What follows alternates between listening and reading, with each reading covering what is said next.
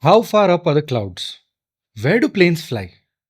How far away are our planes and jets from our satellites in orbit? And what's in between?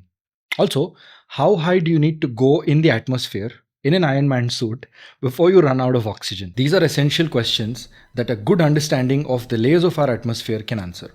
The troposphere is the layer closest to the Earth and goes upwards to about 5 to 10 miles into the sky, which is easily more than 10 times the size of the tallest mountain on Earth. Nearly all weather occurs in this lowest layer because 99% of the water vapor in our atmosphere exists in the troposphere. So, this is where we have most of our clouds. As you go higher in this layer, the temperature falls about 4 degrees every 1000 feet.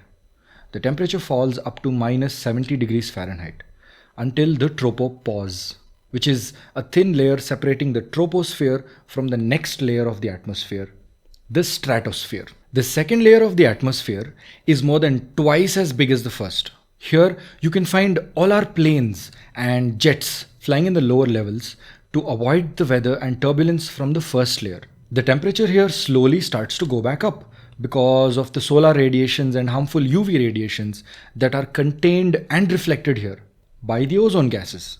So this is where the ozone layer exists.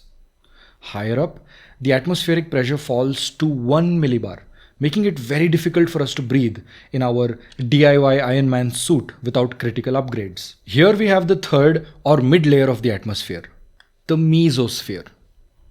Roughly as big as the previous layer, the temperature here starts to fall again to about minus 130 degrees Fahrenheit, making it the coldest place found within the Earth's system. Low water vapor content at the top of the mesosphere forms noctilucent clouds. These are the highest clouds in the Earth's atmosphere, visible under certain conditions. The mesosphere is also where meteors burn up, acting as a shield that protects the Earth from the space. The atmosphere's fourth layer, or the second last layer, is the thermosphere. This layer is more than 10 times bigger than all the previous layers combined.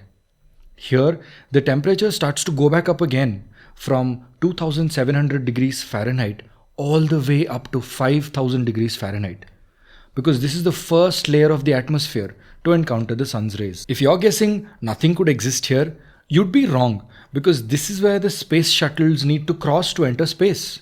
So why don't they burn up? Because this layer has very few air molecules, where the net heat is not nearly enough to destroy anything.